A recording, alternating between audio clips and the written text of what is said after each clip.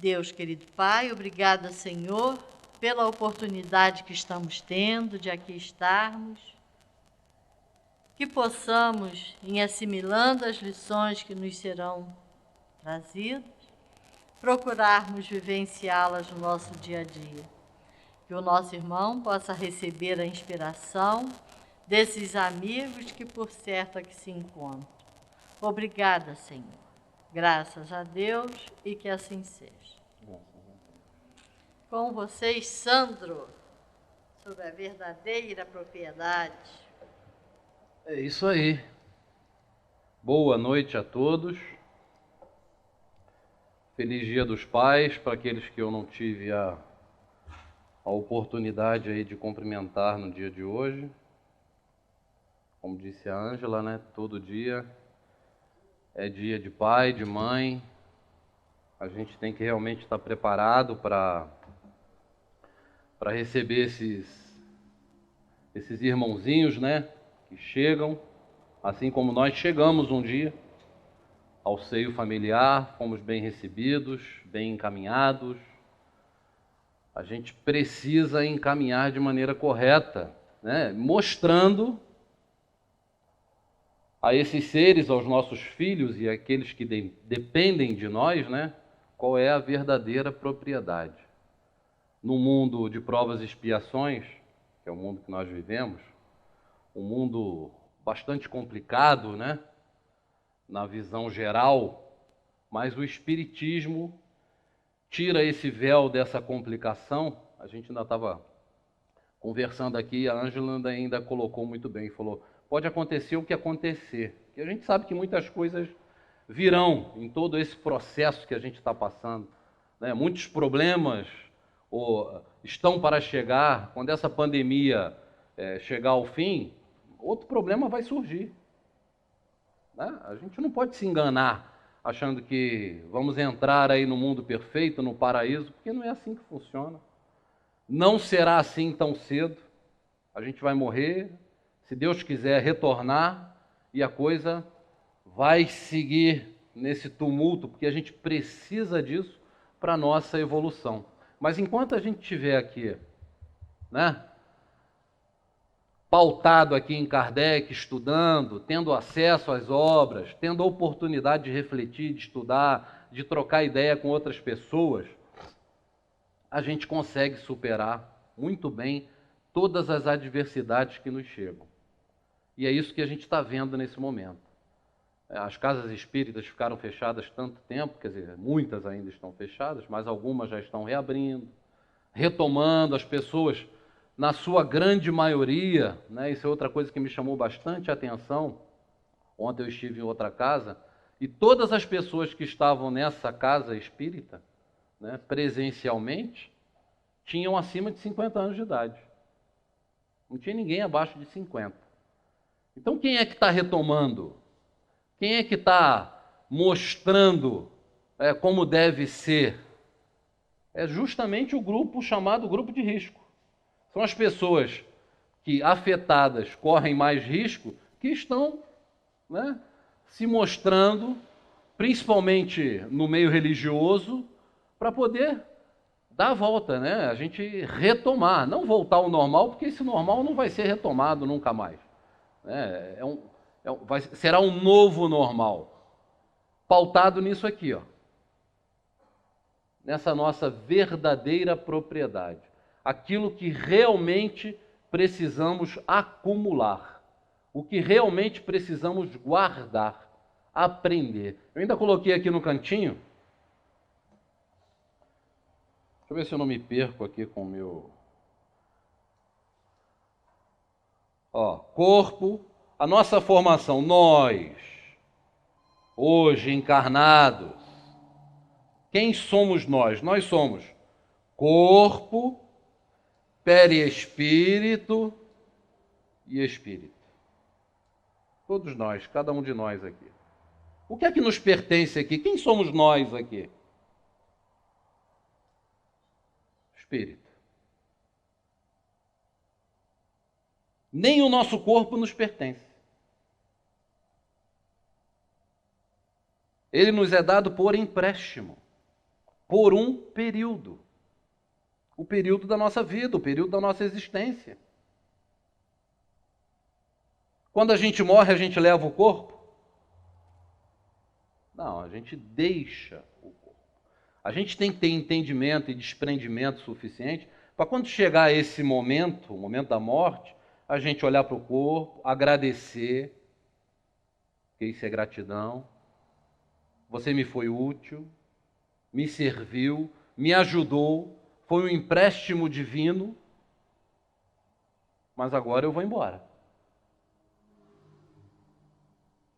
E se permanecemos aqui no planeta Terra, nós vamos permanecer com o nosso perispírito ali, ó. Porque o perispírito é feito da matéria do planeta. Então a gente não perde esse perispírito se a gente permanecer no planeta Terra. Se a gente for trocar de planeta, no caso aqui, vamos supor, o planeta Terra está passando de um planeta de provas e expiações para um planeta regenerador, um planeta de regeneração. Muito bem, se a gente não acompanhar esse trajeto, se a gente não acompanhar essa evolução, o que vai acontecer com a gente? A gente vai seguir com o planeta? Não vamos. A gente tem que estar em sintonia com o planeta que a gente habita. Mesma faixa. Se a gente não acompanhar essa mudança, a gente provavelmente vai ser levado a um outro orbe, né? A literatura espírita nos traz aí diversos espíritos que vieram à Terra de outros planos, de outros planetas. É só a gente pesquisar, a gente estudar, a gente ler, porque essas informações estão acessíveis. Então, para a gente habitar um outro planeta, a gente troca o perispírito. Então, nós somos espírito. A espiritualidade diz que nós somos uma flama, como se fosse, você acende lá o fogo do fogão e a gente vê aquele foguinho. Aquele ali somos nós, em essência, inteligência. Tudo o que nós somos está aqui guardado. Todo o resto não nos pertence, é um empréstimo. Então é sobre isso que a gente vai falar essa noite. Imaginem vocês que a gente está lá na espiritualidade, trabalhando, feliz e contente, sem a necessidade do salário no final do mês, sem precisar pagar conta, bem tranquilos, e a gente começa a sentir uma necessidade de retorno, uma necessidade de pagar uma dívida. Chega o momento do retorno ao corpo físico. Um ser empresta o seu útero e a gente volta. Construímos o nosso corpo físico e iniciamos a nossa trajetória terrena. A gente planeja a nossa vida, a nossa reencarnação, pautado nas nossas necessidades. Como nós habitamos um mundo de provas e expiações, nós escolhemos as provas. Tudo aquilo que a gente tem necessidade de provar que somos capazes de superar. Isso é uma prova. Por isso que o nome é prova. É igual colégio. Eu estudo, me preparo, chego lá no dia, presto a prova, mostro que eu sou capaz, passei naquela prova, eu estou pronto para a próxima. Para isso nascemos. Mas como nós habitamos um planeta de provas e expiações, nós trazemos o quê? Dívidas de vidas passadas, anteriores. Débitos em relação a pessoas, a locais, a cidades. Prejudicamos muitas pessoas, muita gente. Então nós precisamos expiar os erros cometidos. Nós temos que pagar essa dívida. Isso é expiação. Isso serve para quê? Para que a gente aprenda. Para que a gente acumule o quê? O verdadeiro sentido, a verdadeira propriedade. Porque são esses ensinamentos que a gente adquire na nossa trajetória é que nós vamos levar. Só que quando nós nascemos, dependendo do meio, muitas vezes nós nos esquecemos de tudo aquilo que nós planejamos. Quando a gente tem contato, principalmente com riqueza, com dinheiro, com poder, com posto, com posses, isso tudo pode mudar a nossa trajetória. E nós começamos muitas vezes a dar valor à matéria, ao material. Nada disso é a verdadeira propriedade, porque isso nós não levamos. Então vejam vocês que todo o planejamento da nossa vida, da nossa encarnação, ela pode ser destruída num flash, num segundo, dependendo do nosso posicionamento, dependendo da nossa firmeza. Porque não basta acreditar, e a gente estava conversando exatamente sobre isso aqui, não basta a gente conhecer a doutrina espírita. Não basta a gente conhecer o cristianismo. Não basta a gente ter conhecimento do evangelho. É muito bonito isso aí. Mas se não tem obra, para que serve? Para que serve você me perguntar, ô Sandro, qual é a questão 735 do Livro dos Espíritos? E eu, falo com você qual é a pergunta, qual é a resposta dos Espíritos? Qual era o pensamento de Kardec? Perfeito.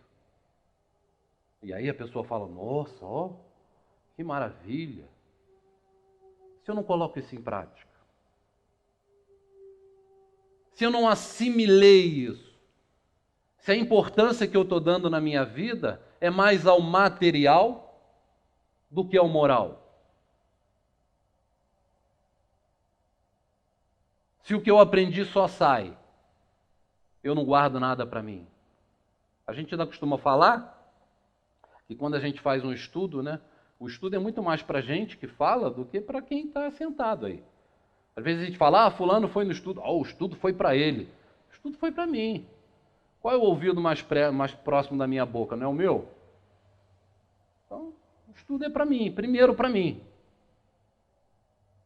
Então a gente precisa realmente praticar aquilo que a gente estuda, aquilo que a gente aprende, a nossa crença, a nossa fé.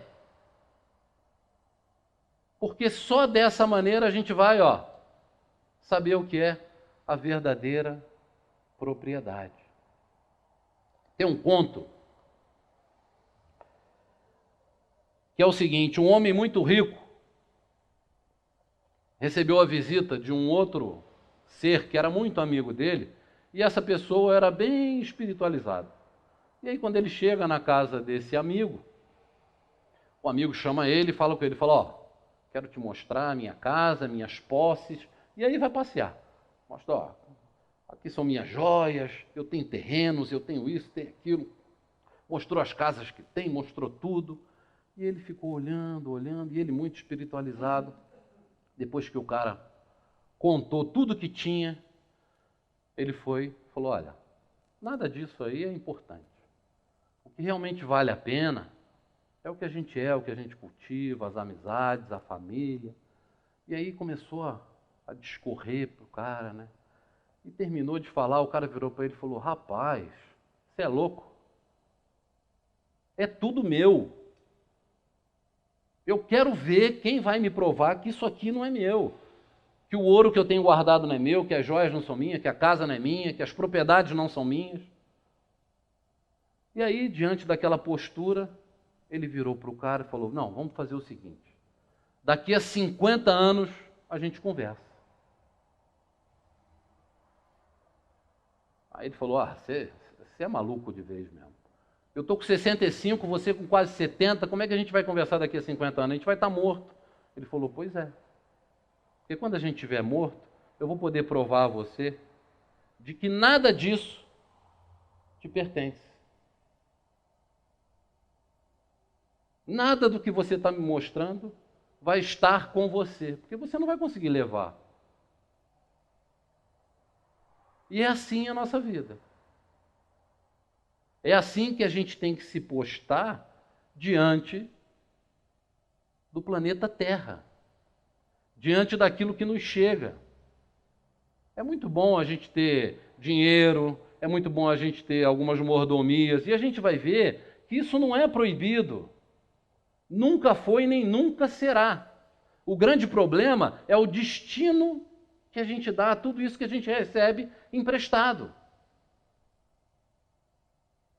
A gente quer se apoderar. Tem um trecho da página Diário Espírita, eu até imprimi e trouxe, e agora que me veio a cabeça, de Dalai Lama. Olha só, muitas pessoas já devem ter ouvido, mas olha o que ele diz: temos pressa em crescer e depois suspiramos pela infância perdida. Aí eu me recordo muito do meu filho, porque quando meu filho era pequeno, e eu perguntava a ele o que ele queria ser quando crescesse, né?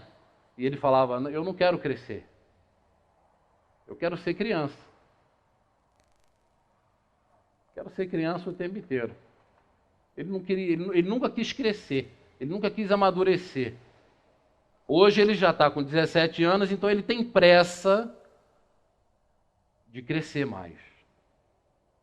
Ele já perdeu a criancice, né? Já perdeu a inocência.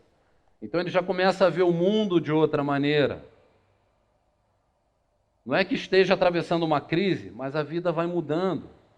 E a gente, quando tem criança, quando tem filho, a gente observa muito essas mudanças. É muito fácil a gente julgar e é muito difícil a gente se ver naquela posição, porque nós passamos por aquilo. Nós tivemos as mesmas sensações, os mesmos pensamentos, só que em épocas diferentes. As facilidades eram outras. Hoje em dia tudo é muito mais simples. A velocidade da informação. Uma criança hoje de 7 anos, isso está na internet, tem tanta informação quanto o imperador na época de Roma. Então imagine o que é viver com tudo isso. Eu estava ouvindo uma palestra, não lembro se era do Rogério, que ele falava sobre isso, a velocidade da informação, como as coisas chegavam, né? Acho que foi do livre-arbítrio. A velocidade que as coisas chegam até nós hoje é absurda. As facilidades são enormes. Se nós nascemos em uma época em que não era assim, é porque muito provavelmente a gente não estava preparado para nascer agora. Talvez a gente se perdesse no momento em que estamos. Hoje nós já estamos mais amadurecidos, capazes de suportar e de assimilar tudo aquilo que nos chega com tanta velocidade. Pensemos nisso. Na dificuldade que é para esses jovens assimilar tanta informação, tanta novidade, tanta coisa que chega tão rápido. A gente já se perde, né? E aí Dalai Lama diz, temos pressa em crescer e depois suspiramos pela infância perdida. Perdemos a saúde para ter dinheiro e logo em seguida perdemos o dinheiro para ter saúde. A gente passa a vida inteira trabalhando, acumulando riqueza, guardando no banco. E aí, de uma hora para outra, a doença bate a porta. E se a gente não está preparado, tem que gastar. E é caro. Não quero falar mal de médico nem de medicina. Mas se a gente vai ao hospital, é complicado. Se não tiver um plano de saúde, a facada é grande. Então a gente tem que estar muito atento a isso. Pensamos tão ansiosamente no futuro que esquecemos de viver o presente. Vê se não é isso que na maioria das vezes a gente faz. Assim, não vivemos nem o presente nem o futuro. Muitas vezes esquecemos quem verdadeiramente importa: família e amigos. E às vezes a gente termina a nossa existência com pouquíssimos amigos. Ontem eu ainda estava perguntando, se a gente morre hoje? Eu adoro fazer essa pergunta porque as pessoas ficam depois pensando nisso. Tem gente que até me manda mensagem. Fala, rapaz, você falou que eu ia morrer hoje. Eu falei, não falei que você ia morrer. Falei, se você morrer hoje, como é que está a sua vida? Como é que está a parte material? Como é que está a parte moral? Está deixando dívida? Está deixando a família tranquila? Agora vamos ver a parte espiritual. Vai ter gente do lado de lá te esperando para te abraçar? Para falar, vem cá, meu amigo, vou te ajudar. Ou vai ser igual o filme. Vamos ter lá aquelas quatro nuvenzinhas negras no cantinho lá, ó, esperando a gente sair do corpo para pegar a gente, para arrastar a gente para um monte de lugar. Como nós estamos hoje? Porque é necessário a gente pensar na morte. Porque ela vai chegar. Não é fantasia. Um dia ela bate, inesperadamente. E a gente vai ter que ir, cara. A gente não vai conseguir se esconder. Não tem a historinha? Eu já contei aqui uma vez do mendigo o cara trocou com um grande empresário lá, recebeu a visita da morte, e a morte falou, daqui a semana eu venho te pegar. E ele desesperado, não pode, pelo amor de Deus, eu tenho um monte de coisa para fazer, agora que eu estou rico, agora que eu estou não sei o quê. Não, eu venho te pegar daqui a uma semana. Não tem jeito, tchau. A morte foi embora e ele ficou desesperado. E ele não sabia o que fazer. No dia que a morte ia vir pegar ele indo para o escritório dele, ele foi para um lado, foi para o outro, aí passando assim, ele viu um mendigo sentado. Aí ele chegou para o mendigo e falou, ó, vou te dar tudo que eu tenho no bolso aqui, vou trocar de roupa com você, você vai subir ali, vai no 7º andar, vai entrar na sala tal, vai sentar lá e vai ficar lá o dia inteiro. E eu vou ficar aqui no teu lugar. O mendigo, tá bom. Ele foi, deu o dinheiro, trocou o terno, pegou a roupa de mendigo, ficou sentado e ficou lá no cantinho só olhando. E aí a morte chegou, passou para um lado, para o outro, subiu o prédio, desceu e foi para o outro lado. E ele rindo, vestido de mendigo, e ele olhando. E a morte atravessou a rua, parou do lado dele, assim, coçou a cabeça, falou, meu Deus do céu, como é que eu vou fazer? O cara sumiu, cara. Eu tenho que chegar lá com alguém. Aí olhou, estava o mendigo e falou, vou levar esse mendigo comigo. Morreu. Não tem como escapar. Puxou a ficha, a gente vai. Então a gente tem que pensar na morte. Falar da morte não é ser fúnebre. É porque é a nossa realidade. Então a gente tem que raciocinar. Como é que estamos preparados para morrer hoje? Ah, não, hoje eu não estou preparado. Mas é assim que vai acontecer, vai ser de repente. E se a gente não tiver aqui, ó, consciência do que estamos levando conosco, a gente vai passar um aperto grande. Então, por isso que é tão importante a doutrina espírita, o entendimento e o conhecimento. Bom, e ele continua, assim não vivemos nem o presente nem o futuro, e muitas vezes esquecemos quem verdadeiramente importa, família e amigos. Vivemos como se nunca fôssemos morrer, e morremos como se nunca tivéssemos vivido. Muita gente, quando chega o momento da morte, começa a se lamentar de muita coisa que podia ter feito e não fez. Não é assim? Nós já morremos várias vezes. E a gente sabe exatamente o que a gente tem que fazer. Exatamente como devemos nos comportar. E a gente faz. Para quem faz, ótimo. Mas a grande maioria de nós não faz. E é por isso que estamos aqui, em caminhada. Lutando. Vivenciando esse momento que com certeza foi escolhido por nós. Por que escolhemos esse momento? Porque foi o momento de colocarmos em prática muitas das coisas pelas quais nós julgamos o quê? Que temos a capacidade de provar. Está aí a prova. Não estamos resgatando, não estamos em expiação, estamos em prova. Por isso que temos tanta dificuldade, porque na maioria das vezes escolhemos. E aí veja o que Kardec pergunta na 881.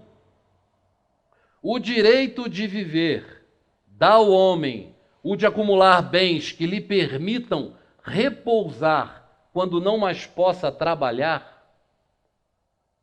Dá, mas ele deve fazê-lo em família, como a abelha, por meio de um trabalho honesto e não como egoísta. Há mesmo animais que lhe dão o exemplo de previdência. Então veja só, a espiritualidade dá o exemplo da abelha que vive em comunidade, que trabalha para o clã, numa organização fantástica, para mostrar a maneira como nós devemos nos comportar. Nós fomos feitos para viver em sociedade. Cada um de nós tem uma função. Não devemos reclamar, devemos aceitar, aprender. Está na lei da sociedade, é só estudar. Livro dos Espíritos, capítulo 11. E Kardec continua, questão 883. É natural o desejo de possuir? Sim, mas quando o homem deseja possuir para si somente e para sua satisfação pessoal, o que há é egoísmo. E aí a gente pode voltar lá no início da nossa conversa. Quando a gente estava falando na nossa preparação, na nossa vinda, no nosso projeto reencarnatório, tudo que a gente planeja, das dificuldades que nós sabemos muitas vezes que vamos enfrentar na nossa caminhada, que nós muitas vezes julgamos que estamos preparados e podemos provar que estamos preparados. Só que diante de tanta facilidade, a gente se corrompe. Muitas vezes a gente se sabota. É o que eu costumo dizer. Nós somos nossos maiores entraves. A gente não depende de ninguém para a nossa caminhada. Veja que a espiritualidade é clara. Quando o homem deseja possuir para si somente, existe alguma interferência divina? Absolutamente. Nós temos o nosso livre-arbítrio para escolher, determinar, escolher a direção, fazer o que quiser com aquilo que possuímos. Não existe interferência divina. Só que nós, muitas vezes, nos sabotamos. Questão 884. Qual o caráter da legítima propriedade?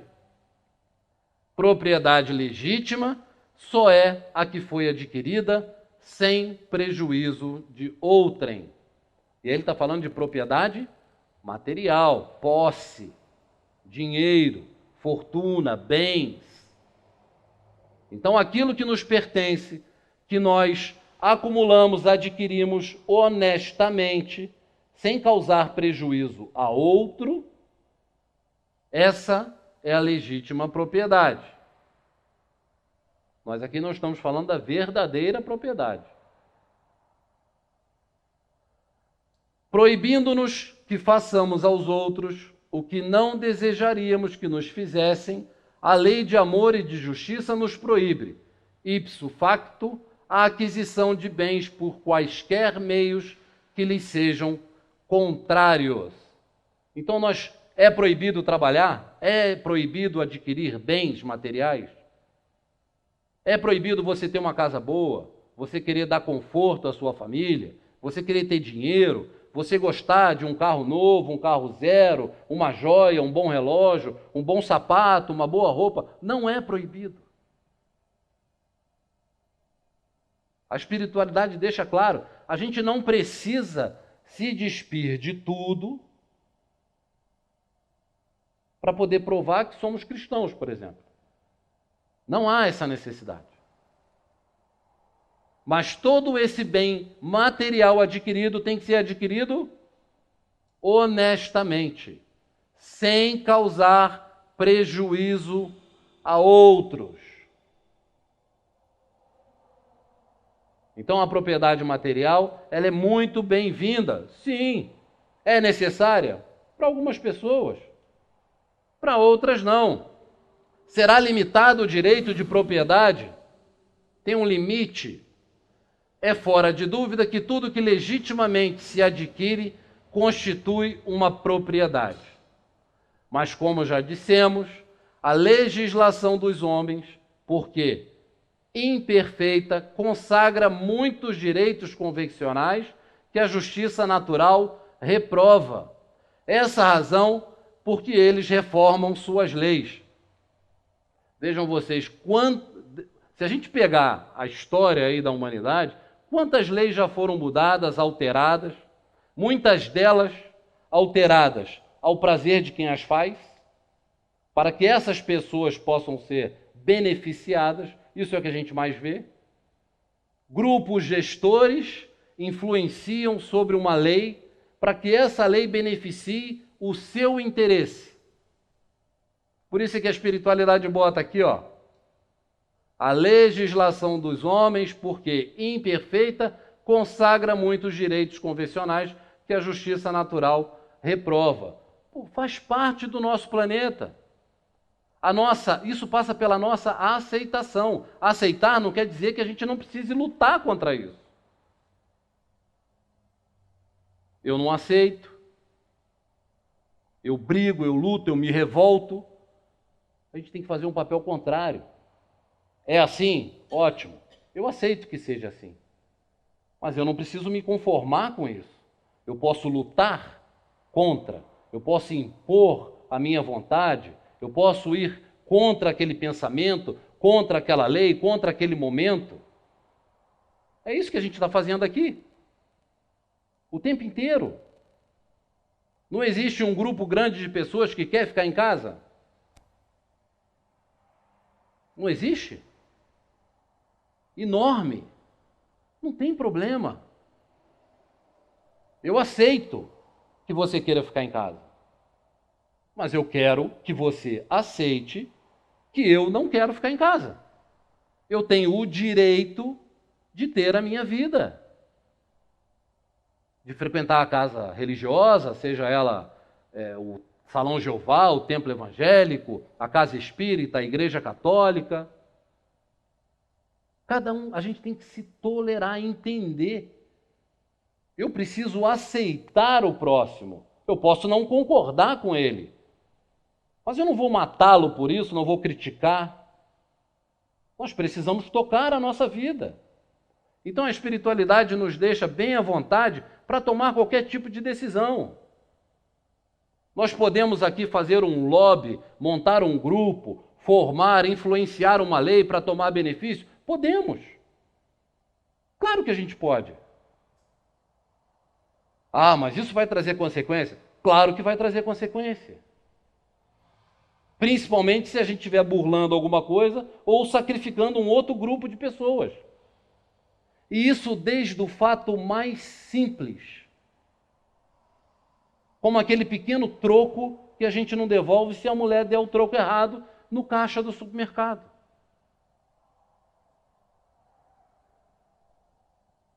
Tem uma historinha bastante interessante também do troco aí, que eu acho que eu já contei aqui, que a menina deu um troco errado pro cara, o cara percebeu na hora, botou no bolso, foi embora, e aí a menina foi demitida, porque já tinha um acúmulo de problemas no supermercado.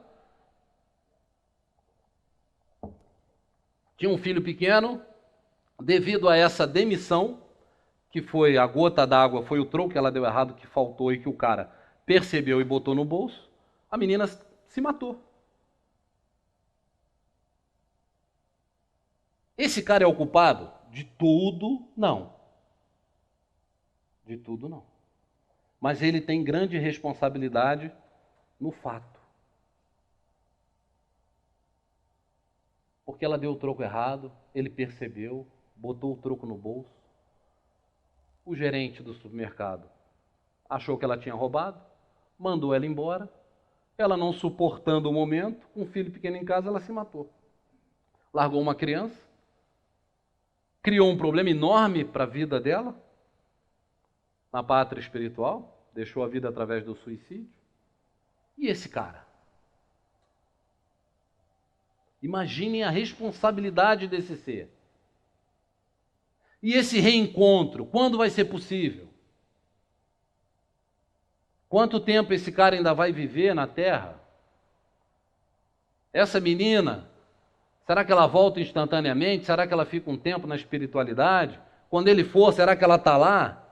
Ou será que ela já voltou? E aí vai haver um desencontro porque existem outras dívidas? Vejam vocês um fato desse tamaninho na nossa cabeça, o que pode gerar de problema. Então, em coisas pequenas durante a nossa trajetória, durante a nossa caminhada, a gente tem que estar atento. Tem um ditado que diz que é no detalhe que mora o diabo. Todo mundo já ouviu isso, né? E aí? É igual pegar a Covid ou não. Aqui tem alguns aqui já pegaram. Eu já peguei, o Rogério já pegou. Não sei se mais alguém já pegou. Mas a gente acha que faz tudo certo. Ó, já pegou também? Já pegou também? Ó, tá vendo? A gente acha que faz tudo certo. Eu andei de máscara 1 ano e meio, eu e meu filho, trabalhamos, ia daqui para São Paulo, voltamos, tudo correto, tudo certinho. Um dia, fui fazer o exame positivo. E aí? A Valéria lá atrás também já pegou? É o detalhe. É um segundo que a gente escorrega, e a gente estava falando disso aqui. Não adianta a gente se isolar, a gente pode se isolar dentro de um vidro de álcool. Meus amigos, se tiver que pegar e desencarnar através da doença, vai pegar dentro do vidro de álcool. Não sei como, mas vai haver um detalhe. Uma hora você vai botar o dedinho para fora ali e o bichinho vai pegar aqui no dedinho, vai ter uma feridinha, ele vai entrar. Não tem jeito. Então é muito importante a gente se precaver, a gente usar máscara, distanciamento, álcool, mas sem paranoia. A gente precisa viver, o tempo está passando. E é uma importância fundamental a gente ler esse ponto da verdadeira propriedade, porque é muito simples, é muito fácil. Né? A gente pode, qual é a verdadeira propriedade? É aquilo que a gente consegue levar, pronto, ponto final, vamos embora. Mas e os detalhes em torno disso aí? E toda a preparação da nossa vida, da nossa existência? Tudo que aprendemos, tudo que praticamos, as pessoas ao nosso entorno. Estamos passando para essas pessoas o que é realmente a verdadeira propriedade, a importância de dar valor ao que realmente importa na vida. Porque não existe na lei natural nenhum pecado em adquirirmos bens materiais. Mas o que a gente está fazendo com esses bens materiais? Estamos usando exclusivamente para o nosso gozo, para a nossa satisfação? Aí tem o egoísmo. É o que é reprovado. Então, por isso é tão importante a gente passar aquilo que a gente recebe. Dá andamento, bens materiais, sentimentos, bondade, amor, carinho, dinheiro, posses. Fazer circular.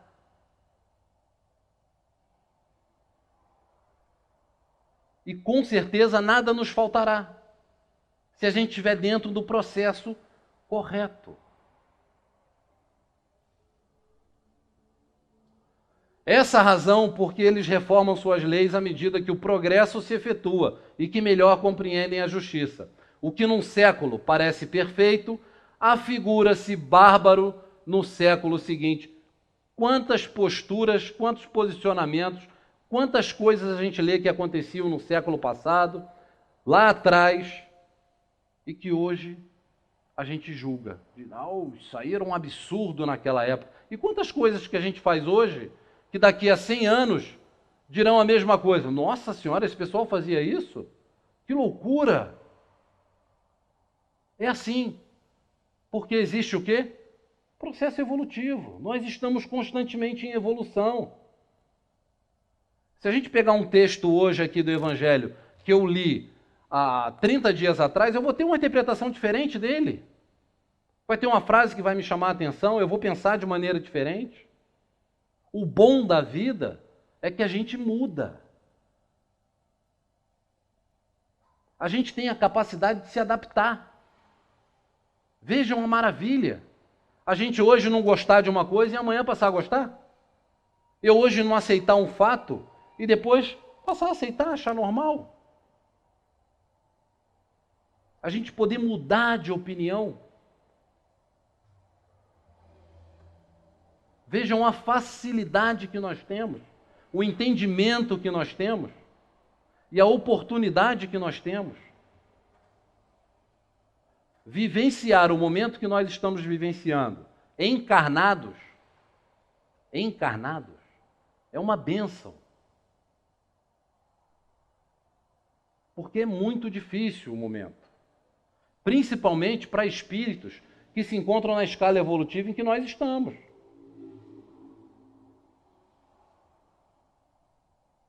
Porque nós estamos bem lá embaixo na escala evolutiva. E a gente tem que ser realista. A gente habita um planeta que é o segundo na escala. O primeiro lá é planeta primitivo, que é onde é o início das reencarnações. Depois vem um planeta de provas e expiações. Então não adianta a gente aqui ficar tapando sol com a peneira, dizendo que somos espíritos já. Não somos, não. Seremos. Com toda certeza. Isso é o que nos faz sorrir. Felizes ainda não, mas nos faz sorrir. Porque seremos evoluidíssimos. Teremos grandes tarefas. Trabalharemos ali próximos ao Criador. Entenderemos muito melhor o que é Deus. Porque hoje não temos essa capacidade.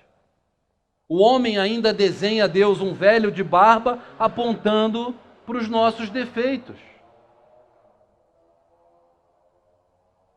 Então, se muitos que vivem num planeta ainda desenham Deus como um velho de barba branca, sentado numa nuvem, tomando conta individualmente de cada um de nós, imaginem o nosso momento evolutivo.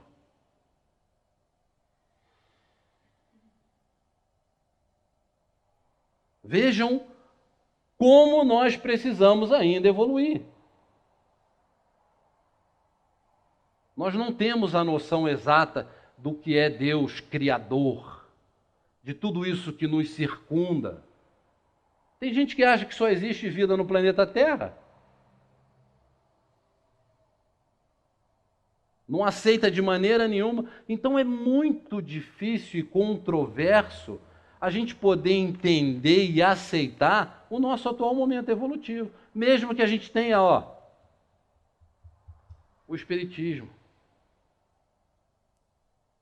Que muitos dos estudiosos, não só da doutrina espírita, mas de todas as religiões, se acham superiores. E quando chegam lá em cima, querem ser os primeiros da fila a conversar com Deus ou com Jesus. Tem a historinha até dos 2 dirigentes espíritas que chegam lá na fila, acho que eu já contei aqui.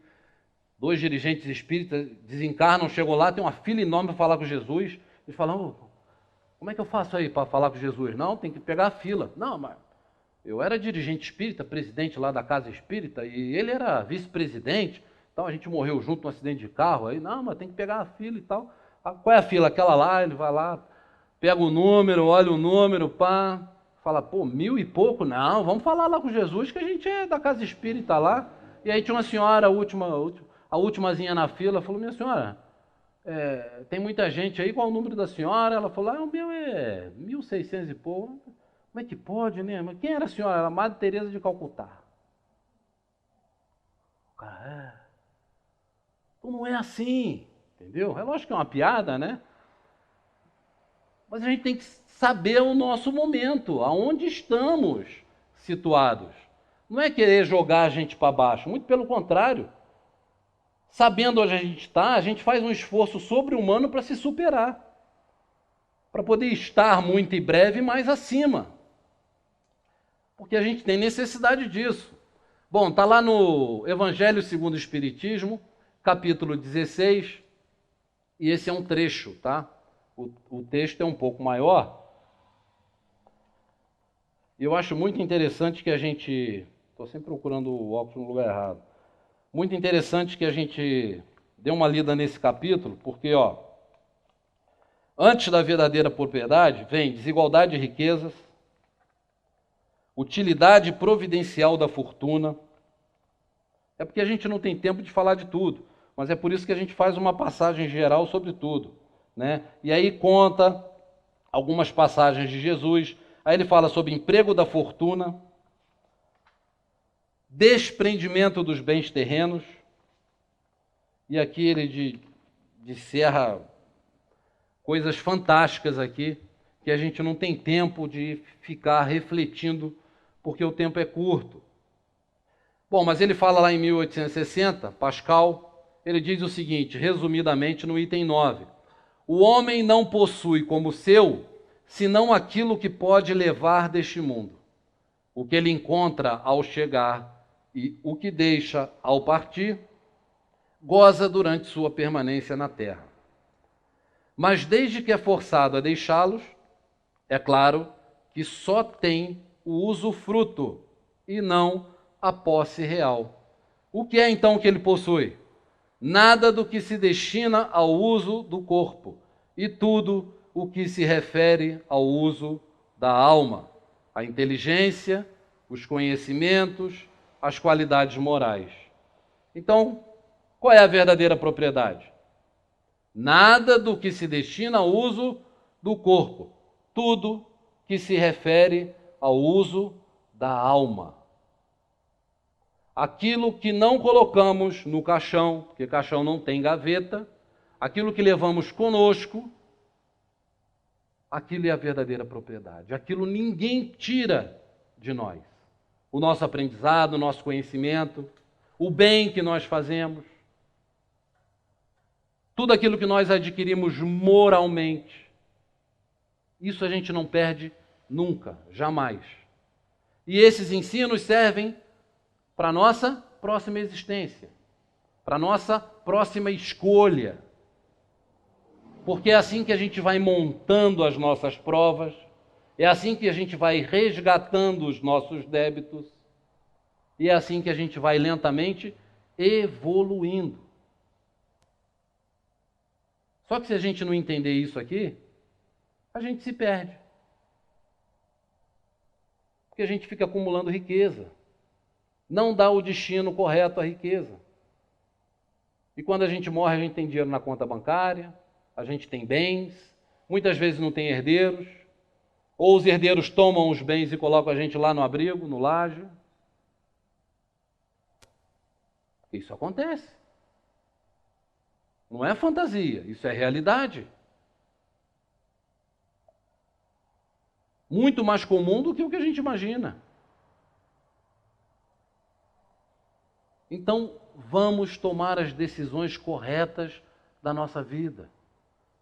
Vamos buscar conhecimento, inteligência, qualidades morais. Ah, Sandro, mas eu não posso querer ter uma casa boa. Pode. Pode trabalhar, pode ganhar dinheiro, pode adquirir bens. O problema é que quando a gente chega no alto, a gente olha para baixo e, em vez de ajudar, a gente empurra. A gente acha que desprender um pouco daquilo que nós ganhamos, ou uma parte maior, vai nos prejudicar. A gente é acumulador. Esse é o nosso grande problema. Porque a gente promete e quando chega na hora a gente não consegue cumprir. Então a gente tem que virar esse disco. E essa oportunidade que a gente está tendo nesse momento é de ensino, é de prestar atenção em tudo que acontece. Veja que um bichinho desse tamanho, o que ele causou no mundo de ponta a ponta, a Ângela ainda estava falando, afetou todo mundo, pobre, rico, europeu, africano, o cara que mora na favela, o cara que mora no condomínio de luxo, no super condomínio de luxo, todos foram afetados.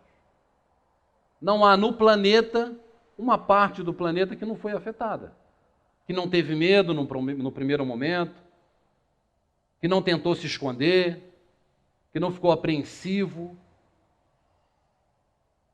Bichinho desse tamanho, um fato simples. Por que isso aí? Então a gente tem o que aprender com esse momento que a gente vive. De que todo esse acúmulo, todo esse bem, toda essa corrida atrás de bens materiais, porque a gente quer enriquecer e a gente não quer enriquecer em uma vida, a gente quer enriquecer em um dia. A gente quer jogar na Mega Sena e ficar milionário. Por que todo mundo não ganha na Mega Sena? Isso ia derrubar a gente. Isso ia acabar com a nossa existência. A primeira coisa que o cara faz quando pega um dinheiro, a primeira coisa que ele vai fazer ou é comprar um carrão, uma passagem, largar a mulher e partir lá não sei para onde, para o Caribe, para ficar um ano lá. A maioria faz isso, cara. Fazem isso com muito menos. Tem gente que faz isso duro. Imagina o cara ganhar na Mega Sena. Então, ganhar dinheiro, acumular bens, muitas vezes vai nos trazer um problema enorme, uma dívida que na próxima existência a gente não consegue pagar. A gente vai levar mais 10 encarnações, além das outras centenas que a gente já tem que caminhar. Então a gente tem que pensar nisso. Vamos dormir hoje pensando o seguinte, ó, exercício. Né? Aquele gordinho lá, e eu quero falar com vocês outra coisa. Eu não sou gordo, é que hoje foi dia dos pais, eu comi um churrasco, aí eu cresci um pouquinho. Então vejam bem, vamos deitar e pensar o seguinte, pô, aquele cara falou que se eu morrer hoje eu tenho que deixar tudo quitado, seja financeiramente ou moralmente. Não é só grana, é tudo. E aí vamos pedir a Deus, Deus, me dá mais um dia. A partir de amanhã, de manhã, eu começo a colocar tudo em dia. Vou ligar para quem eu preciso pedir perdão, vou pagar a dívida a quem eu tenho que pagar, vou acertar essas pontas aqui, vou deixar tudo encaminhado. E aí, depois da manhã, terça-feira, a gente já pode morrer. Pelo menos a gente vai, ó, tranquilo. Se a gente começar a tarefa hoje, em uma semana a gente coloca quase tudo em dia. Olha só, hein? Olha a troca. Uma encarnação por uma semana. Vale a pena pensar nisso, tá bom? Tirando a brincadeira, fiquem em paz aí. Ótima noite. E vamos refletir aí sobre o que a gente realmente tem que levar para o outro lado. Tá bom? Obrigado.